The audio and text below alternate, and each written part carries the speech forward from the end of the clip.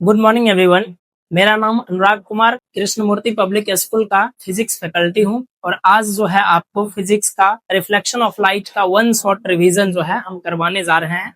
ये एग्जाम के point of view से बहुत ही ज्यादा इंपॉर्टेंट चैप्टर हो जाता है और यहाँ से न्यूमेरिकल्स प्लस थ्योरेटिकल दोनों क्वेश्चन मिक्स करके पूछे जाते हैं। और इसका हम लोग का दो पार्ट क्लास 10 में पढ़ना, एक रिफ्लेक्शन ऑफ लाइट और एक रिफ्रैक्शन ऑफ लाइट, ये दोनों पार्ट को। तो इस वीडियो में हम लोग कवर करेंगे रिफ्लेक्शन ऑफ लाइट का बहुत ही कम टाइम के अंदर वन शॉट वीडियो, जिसमें आपको जो भी चीज पढ़ाया गया है उसका आप क्विक रिवीजन आप कर सकते हैं।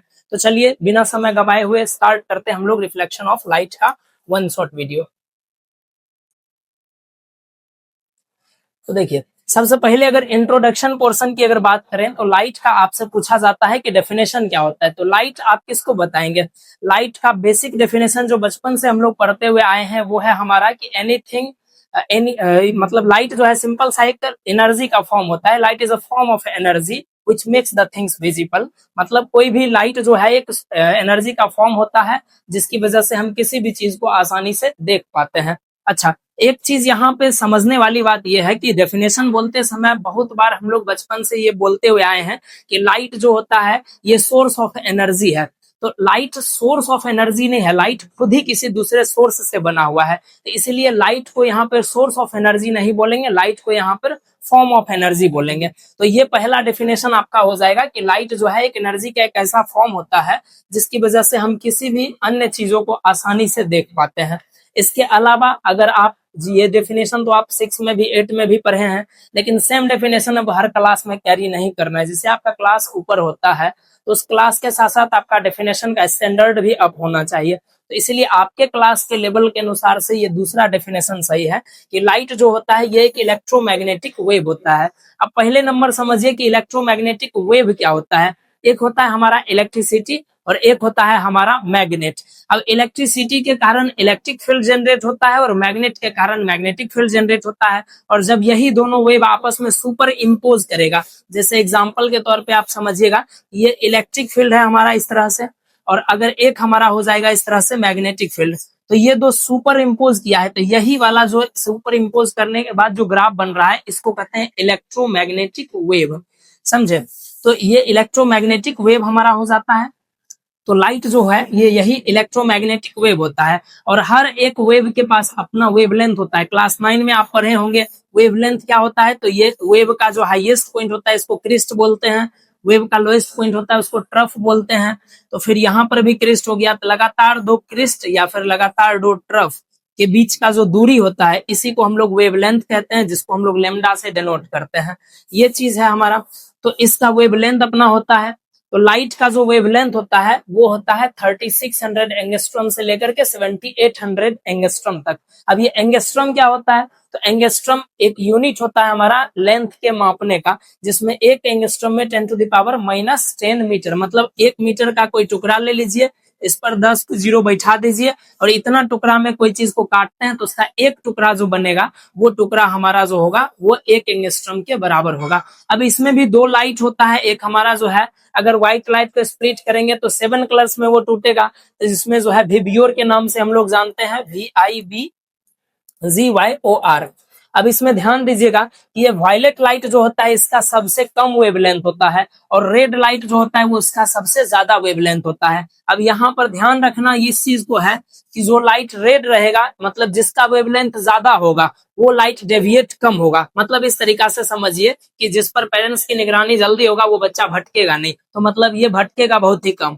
इसको खुल्लम छूट दे दिया जाता है वायलेट कलर को, मतलब इसका वेवलेंथ जो होता है बहुत ही कम होता है, मतलब इस पर गाइडेंस बहुत ही कम होता है, तो इसका बिगड़ने का चांस ज्यादा। तो मतलब जब भी कोई मीडियम को चेंज करेगा तो रेड लाइट थोड़ा सा डेविएट करेगा, और वहीं पे अगर हम लोग वायलेट लाइट को यहाँ से भेजेंगे तो ये बहुत ही ज्यादा दूर से चला जाएगा, तो इसका डेविएशन बहुत ही ज्यादा होता है। मतलब लाइट का वेवलेंथ ज्यादा तो डेविएशन कम, डेविएशन अगर ज्यादा हो रहा है तो मतलब समझिए वेवलेंथ कम है, अगर वेवलेंथ कम तो डेविएशन ज्यादा, वेवलेंथ ज्यादा तो डेविएशन कम, इस तरह से हमारा होता है। तो यहाँ पर देखिए सबसे कम वेवलेंथ जो होता है ये आपका वॉयलेट कलर का होता है और सबसे ज्यादा वेवलेंथ जो होता है ये आपका रेड कलर के लाइट का होता है। ये बेसिक सा डेफिनेशन हमारा हो जाता है।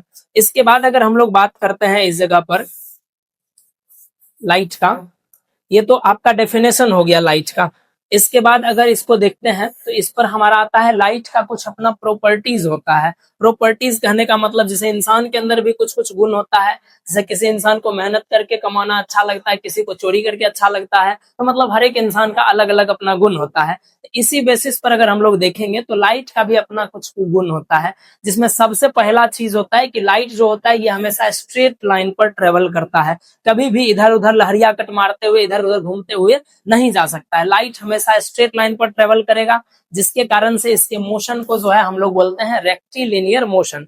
जैसे सर्कुलर पाथ पर मोशन करता है तो इसको सर्कुलर मोशन कहेंगे, इलिप्टिकल पाथ पर इलिप्टिकल मोशन कहेंगे, उसी तरह स्ट्रेट पाथ पर जो है रेक्टिलिनियर मोशन कहते हैं। अब इसको प्रूव कैसे कर सकते हैं, तो आप क्या कीजिए, 3-4 पेपर ले लीजिए, 3-4 पेपर में छोटा छोटा होल्स बना दीजिए और एक तरफ से जो है लेजर लाइट जलाइए और पेपर को थोड़ा आगे जिगजैग पैटर्न में रखिए, तो मतलब ये लाइट इधर से इधर पास नहीं करेगा, लेकिन उन सभी होल्स को एक स्ट्रेट लाइन में लाइए तब पास करवाइए तो आपका ये लाइट सीधे पास कर जाएगा। तो इससे ये प्रूव होता है कि लाइट हमेशा स्ट्रेट लाइन में ट्रेवल करता है। अब दूसरा इसका प्रॉपर्टी ये होता है कि लाइट जब भी किसी पॉलिश्ड सरफेस पर जाएगा, जैसे सपोज कीजिए ये हमारा बोर्ड है, इस पर जब भी लाइट आएगा तो ये लाइट यहाँ से टकरा करके वापस चला जाएगा। मतलब पॉलिश्ड सरफेस पर आने के बाद सेम मीडियम में लाइट वापस चला जाता है, मतलब जिस मीडियम से आया है उसी में ये रिटर्न चला जाता है। तो इसी को हम लोग बोलते हैं रिफ्लेक्शन ऑफ लाइट।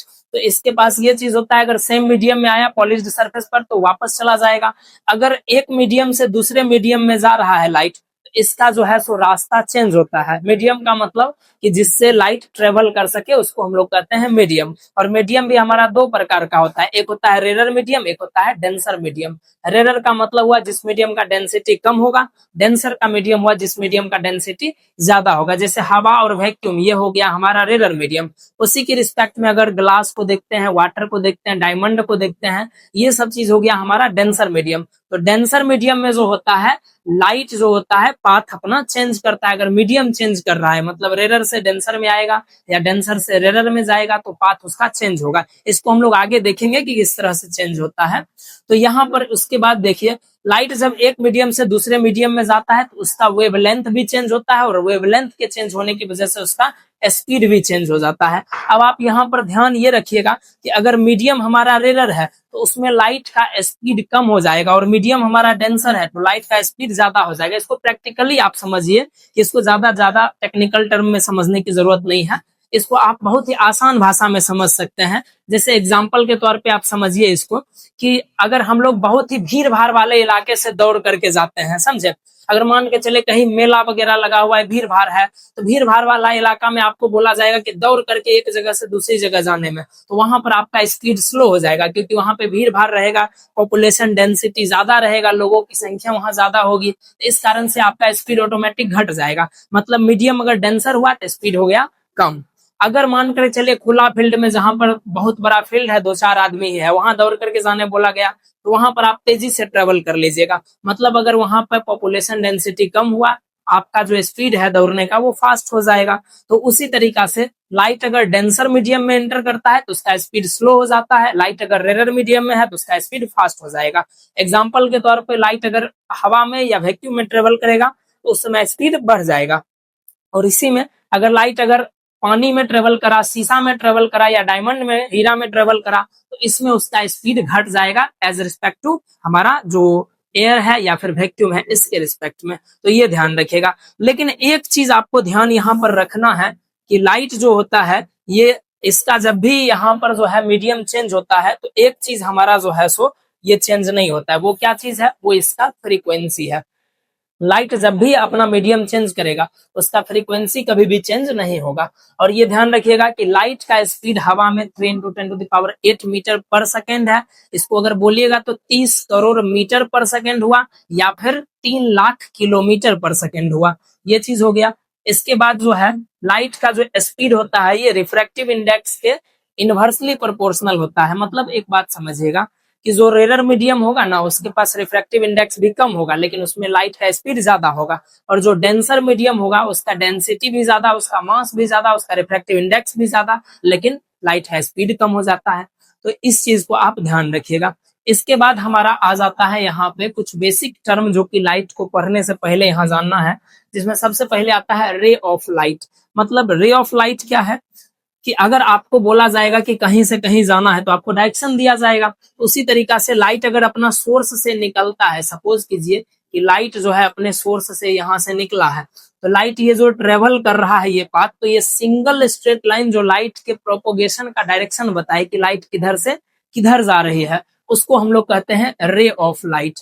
और इसी में अगर पूरा झुंड बना करके, गैंग बना करके चले तो इसको क्या बोलते हैं हम लोग, बीम ऑफ लाइट। अकेला जो निकलेगा मॉन्स्टर उसको कहेंगे हम लोग रे ऑफ लाइट, और यहाँ पर जो गैंगस्टर रहता है वो हमारा हो जाता है बीम ऑफ लाइट। कई सारे लाइट्स का कलेक्शन ये हमारा बीम ऑफ लाइट होता है।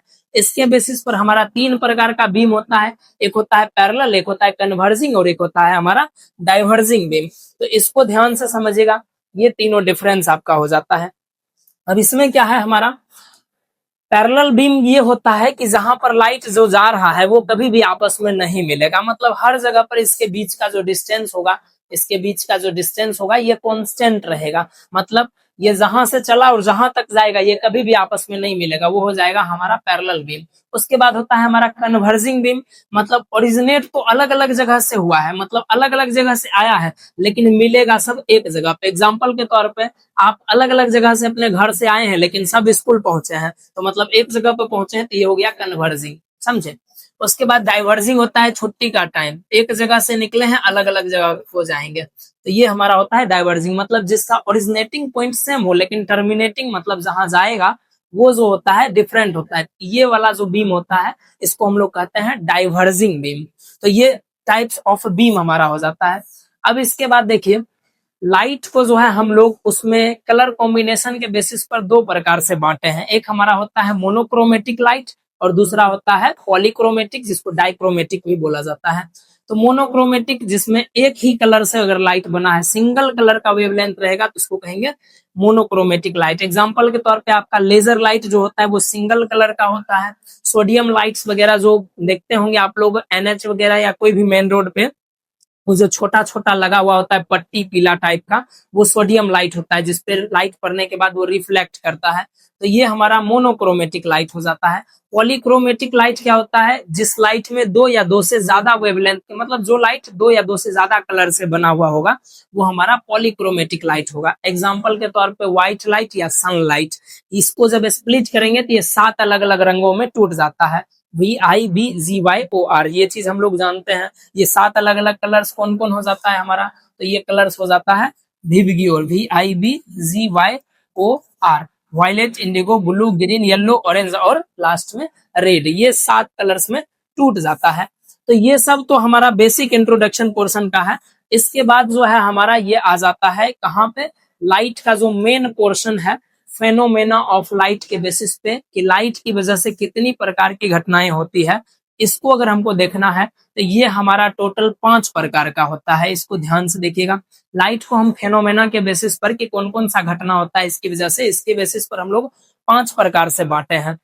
इसमें सबसे पहला नंबर हमारा आ जाता है रिफ्लेक्शन ऑफ लाइट, दूसरा आता है रिफ्रैक्शन ऑफ लाइट, और इन दोनों को 10th में ही पढ़ना है, आपके क्लास में पढ़ना है। इसके बाद आता है डिफ्रैक्शन ऑफ लाइट, फिर आता है हमारा पोलराइजेशन ऑफ लाइट, और सबसे अंतिम में हमारा आता है इंटरफेरेंस ऑफ लाइट। तो पोलराइजेशन, इंटरफेरेंस और डिफ्रैक्शन, ये तीनों क्लास 12th में भी पढ़ना है, प्लस इसको ज्यादा हायर पोर्शन में आप फिजिक्स जब पढ़िएगा हायर डिग्री पार्ट में, तो वहां पर डिग्री में ये सब चीज पढ़ना होता है। तो आपके क्लास में केवल 2 टॉपिक्स का चर्चा किया गया है, रिफ्लेक्शन और रिफ्रैक्शन ऑफ लाइट, जिसमें हम लोग स्टार्ट यहाँ से करेंगे रिफ्लेक्शन ऑफ लाइट। तो अब रिफ्लेक्शन क्या होता है, जैसे मान चलिए लाइट आया इस बोर्ड पे और यहाँ से टकरा करके वापस चला गया, मतलब लाइट जब किसी हाईली पॉलिश्ड सरफेस पर आता है तो वो टकरा करके वो अपने मीडियम में वापस चला जाता है, इसी को हम लोग कहते हैं reflection of light. Means bouncing back of light is called reflection of light, ये चीज होता है, ठीक है। अब यहाँ पर रिफ्लेक्शन भी हमारा 2 प्रकार का होगा, एक हमारा होता है रेगुलर रिफ्लेक्शन और एक होता है इरेगुलर रिफ्लेक्शन। अब सरफेस भी 2 प्रकार का होता है, इसलिए 2 प्रकार का होता है। अगर किसी हाईली स्मूथ सरफेस पर आया है, समझे, लाइट एकदम पूरा प्लेन है सरफेस, कहीं पर भी उभर खाबर टाइप का नहीं है, तो ये इस पर लाइट आएगा, पैरेलल लाइट आएगा तो जाएगा रिफ्लेक्शन के बाद पैरेलली, इसको कहते हैं रेगुलर रिफ्लेक्शन। और अगर किसी इरेगुलर सरफेस पर अगर आ गया, मतलब रफ सरफेस पर, जैसे किताब वगैरह हो गया या टेढ़ा मेढ़ा सरफेस पर लाइट आया, तो उस पर लाइट पैरेलली भेजेंगे, फिर भी लाइट जो है एक उधर चला जाएगा, एक उधर, एक उधर, एक उधर, मतलब अलग अलग डायरेक्शन में लाइट चला जाता है। इसको कहते हैं हम लोग इरेगुलर रिफ्लेक्शन, या फिर इसी को डिफ्यूज्ड रिफ्लेक्शन भी बोला जाता है, ये ध्यान रखिएगा। अब कुछ पॉइंट हम लोग जरा सा देख लेते हैं इसके बेसिस पर, जो यहाँ पे डायग्राम बनाए हैं इसके बेसिस पर। तो इसके बेसिस पर अगर पॉइंट हम लोग देखेंगे, तो सबसे पहले आप समझिएगा कि इसमें एक चीज होता है हमारा इंसिडेंट रे। इंसिडेंट रे क्या होता है? जो लाइट यहाँ से आया है, ये वाला लाइट इंसिडेंट रे कहलाएगा। और ये हमारा हो गया सरफेस, ये पॉलिश्ड सरफेस है जिसपे ऐसे किए हुए हैं। इसके बाद जो है यहाँ से जो लाइट गया है, ये लाइट हमारा हो जाएगा रिफ्लेक्टेड रे, मतलब सरफेस से टकरा करके जो लाइट जाएगा इसको बोलेंगे रिफ्लेक्टेड रे।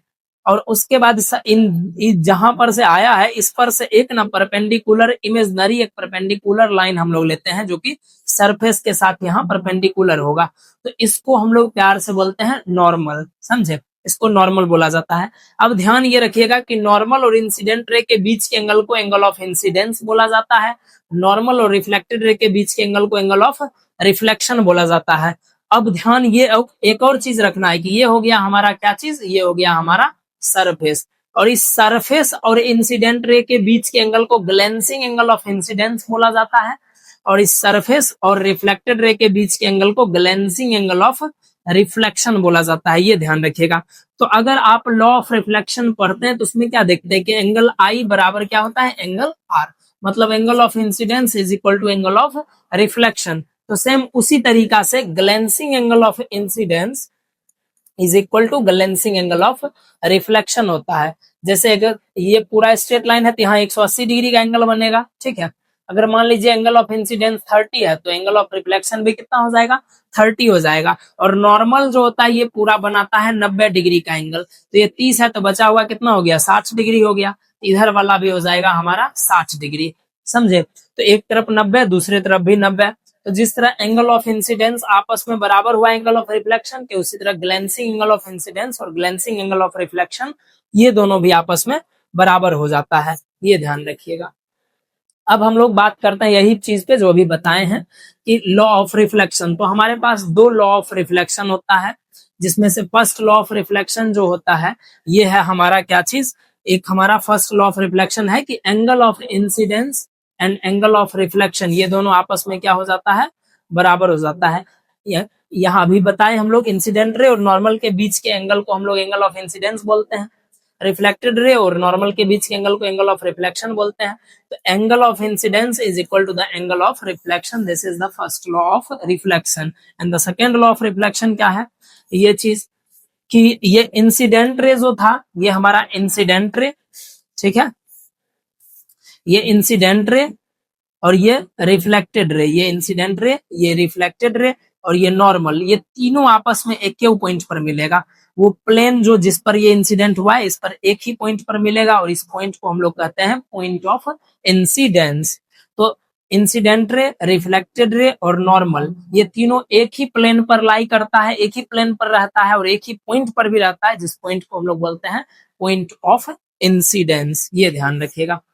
इसके बाद यहाँ पर एक सीबीएसई का पीवाईक्यू क्वेश्चन है, बहुत ही इंपॉर्टेंट क्वेश्चन है ये, जहां पर ये करवाया गया था कि एंगल ऑफ इंसिडेंस और एंगल ऑफ रिफ्लेक्शन यहाँ पर निकाला गया था। क्वेश्चन बड़ा ट्रिकी है और पहले नजर में आप लोग जवाब दे दीजिएगा, लेकिन वो जवाब गलत होगा आपका, समझे?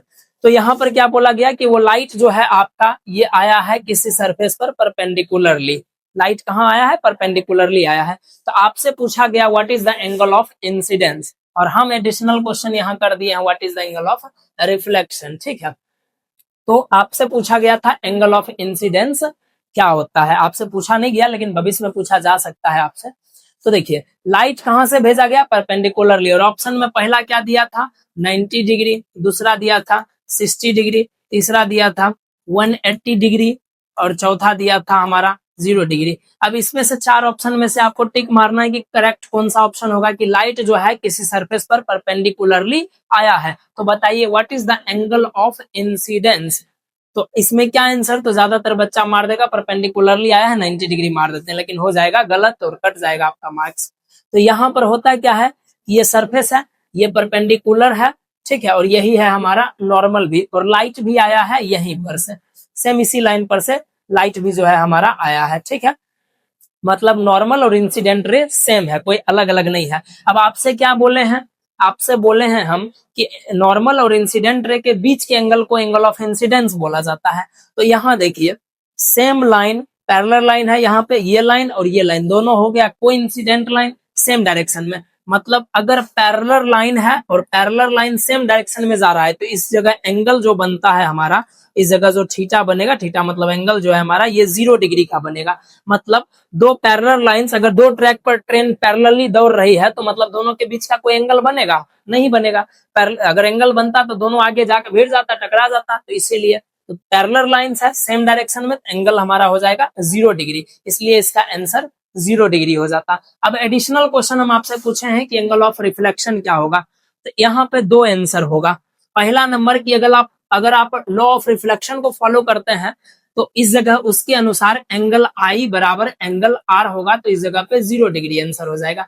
लेकिन सरफेस पर यहां टकराने के बाद लाइट ये वापस भाग जाएगा, तो एक नॉर्मल जो है हमारा ऐसे है और ये लाइट जो भागा है ये ऐसे भागा है। ठीक है, अब इस पॉइंट पर एज्यूम करते हैं तो यहाँ पर जो एंगल हो जाएगा, अगर पैरेलल लाइंस अगर अपोजिट डायरेक्शन में ट्रेवल कर रहा है तो इस जगह पर एंगल बनाता है 180 डिग्री। अभी आपके क्लास में तो ज्यादातर इसका चर्चा नहीं है, लेकिन 12th क्लास में फिजिक्स में ये सब भरा पड़ा है ये सारा चीज, तो वहां पे आप देखिएगा ज्यादा डेप्थ में। तो पैरेलल लाइन सेम डायरेक्शन में रहेगा तो 0 डिग्री एंगल बनाएगा, लेकिन वही पैरेलल लाइंस अपोजिट डायरेक्शन में चलेगा तो वो 180 डिग्री का एंगल बनाएगा। कैसे? तो इसको हम थोड़ा सा उठा के यहाँ रख देते हैं, ये इधर गया और इसी पॉइंट से ये इधर गया। अब बताइए ये पॉइंट हो गया, यहाँ पर एंगल कितना डिग्री का बना? 180 डिग्री का बना। तो अब आप कहिएगा कि एकरो में तो इसे कर सकते हैं, करके देख लीजिए। ये इधर गया यहाँ से और ये भी इसी पॉइंट से इधर गया, बताइए कितना डिग्री का एंगल बना? 0 डिग्री, क्योंकि लाइंस में एंगल बनेगा थोड़ा सा भी तिरछा होगा तभी ना ऐसे करके एंगल बनता है। ये लाइन ऐसे जाता है, इसे एंगल बनता है, ये दोनों ऐसे ही जा रहा है तो 0 डिग्री एंगल बन गया। तो parallel lines same direction 0 degree, parallel lines opposite direction 180 degree.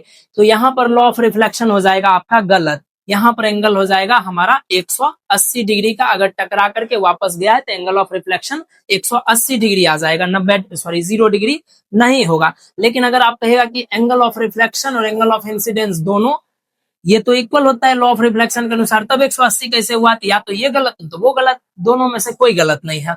देखिए कैसे है, तो जब भी आपसे एंगल ऑफ रिफ्लेक्शन बोला जाता है तो यहाँ आपको क्रॉस क्वेश्चन करना है इस जगह पे कि एज्यूम हम नॉर्मल को किस डायरेक्शन में कर रहे हैं, ऊपर ले रहे हैं कि नीचे की तरफ ले रहे हैं। अगर देखिए इंसिडेंट में नॉर्मल भी नीचे लेते हैं, इंसिडेंट भी नीचे, तो 0 डिग्री। अब रिफ्लेक्शन के लिए रिफ्लेक्टेड रे ऊपर होगा और नॉर्मल भी अगर हम एज्यूम करते हैं ऊपर की तरफ, तब एंगल हमारा 0 डिग्री हो जाएगा।